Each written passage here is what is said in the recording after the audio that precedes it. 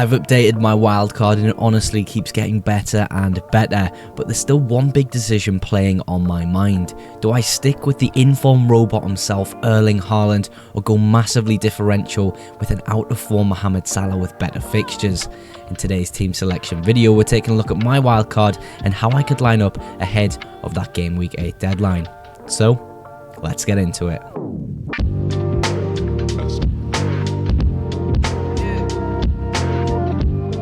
I've updated the wildcard. I'm honestly quite happy with where it is right now. There is just one decision still playing on my mind with going against Erling Haaland, potentially with an out-of-form Mohamed Salah. It's a big risk, and I'll explain that totally at the end of the video when I share a Mohamed Salah draft. But today's video is one based on my current team with Erling Haaland in and that wildcard active.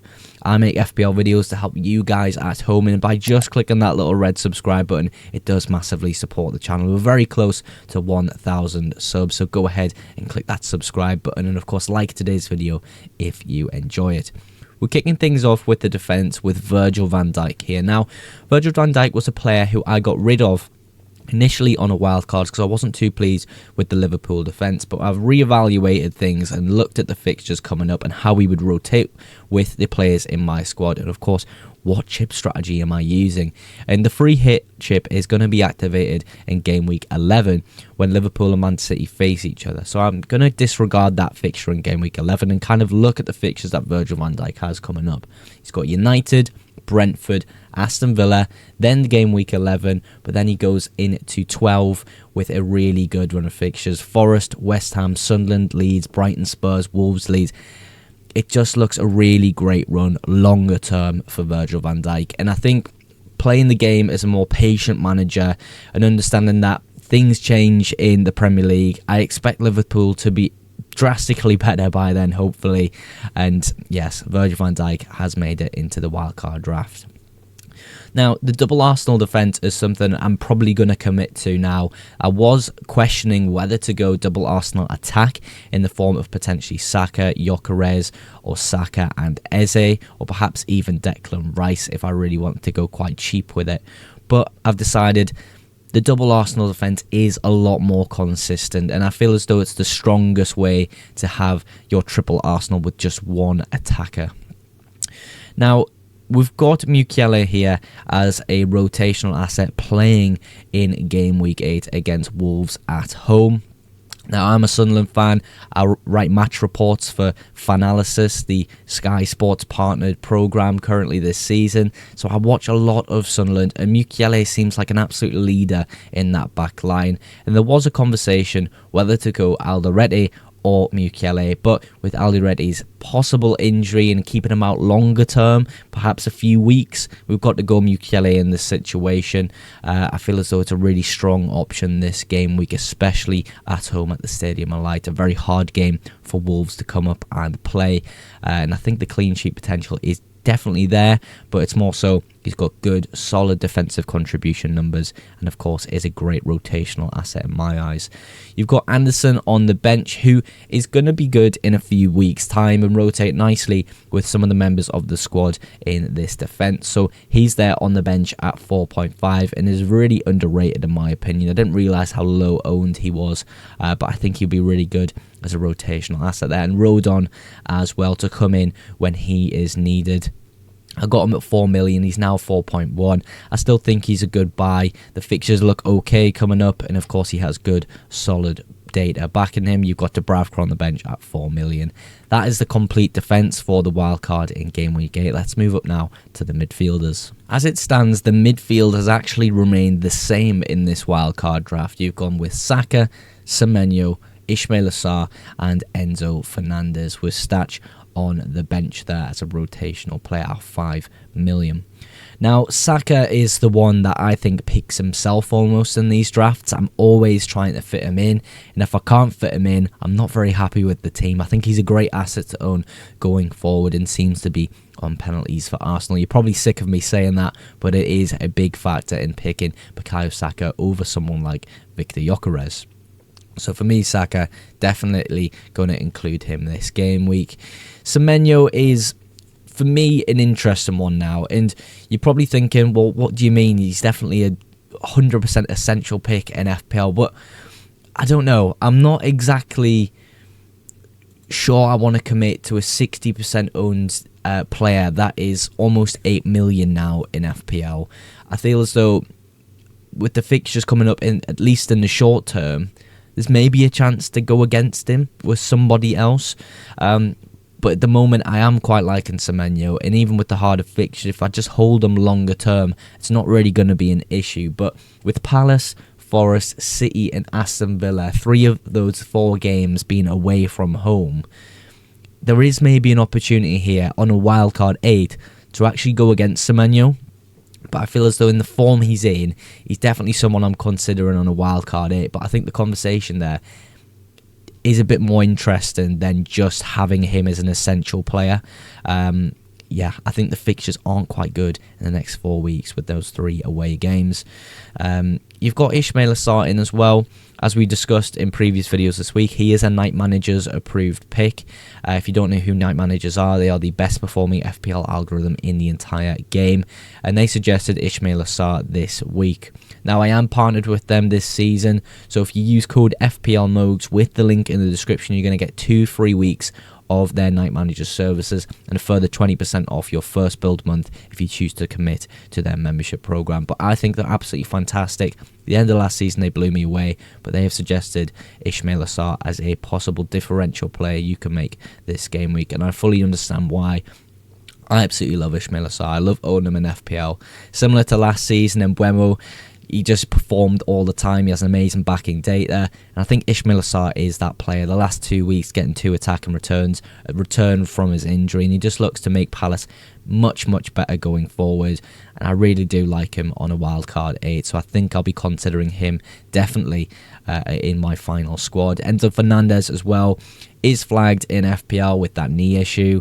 I don't think it's a big deal. It's just an inflamed knee, and he didn't really need to play in the international duty game.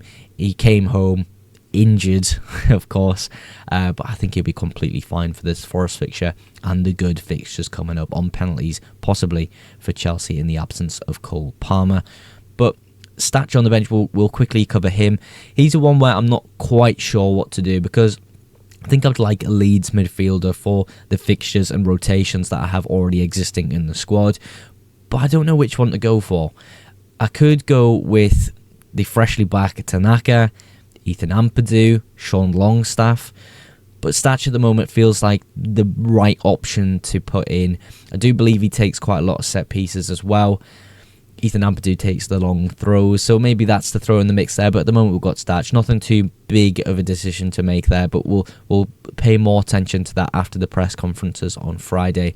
But that is how the midfields look, and let's push up now to the forward line. A very different forward line to what we've seen previously this week from myself. We've got Evan Nielsen, Haaland and Jean-Philippe Mateta. Starting with Erling Haaland, I mean, we're going to have a bigger conversation about whether I can actually go against him in the next few weeks and go with someone like Mohamed Salah. It's a much bigger conversation than just to graze over right now, so we'll focus on that in the next section when I share my Salah wildcard draft. But I still think he's a great option in FPL, and obviously a decent captaincy option this week against Everton at home. You've got Jean-Philippe Mateta, some kind of difficult fixtures coming up, but I feel as though Jean-Philippe Mateta is probably one of those players right now where his data is probably going to catch up with him, and I think he's going to start returning quite well very soon, especially with Ismaila Sarr back in the squad. So I'm quite happy to own him back in FPL. I owned him in game week 1, but things just didn't really turn out very well. Not a lot of returns there, but I feel as though this could be the turning point for Jean-Philippe Mateta in FPL. You've got Evan Nielsen in here as well. Evan Nielsen is one of those players that a lot of people, if own, are considering selling. He's very low owned anyway, but he's possibly the way I can go against Semenyo within FPL if I really wanted to, and just pick him instead at a cheaper price point up front. There's not a lot of forward options right now that are really screaming out to be picked. I could consider possibly going for Jared Bowen. I could consider going Dominic Calvert-Lewin. I know it sounds disgusting, and we've done it in the past on this channel and considered Dominic Calvert-Lewin, and we always back against it, and it works well because he just can't finish. But he looks really good for Leeds, and what we have to kind of focus on this season, not have biases against players. And maybe I give him a chance this week and go possibly him instead of Evan Nielsen and upgrade one of the midfielders to a better player who rotates quite well, similar to Statch. But yeah, I think that's how I'm lining up currently for my Game Week 8 wildcard. I think it looks an incredibly strong squad. I really, really do. And I think the rotations in place are going to work really well. It's just kind of the small decisions on whether we go Evan Nielsen or someone else. Do we commit to Erling Haaland? But we'll focus on that in the next section when I'm going to show you my Salah wildcard draft, which I'm kind of strongly considering this week, going against the robot.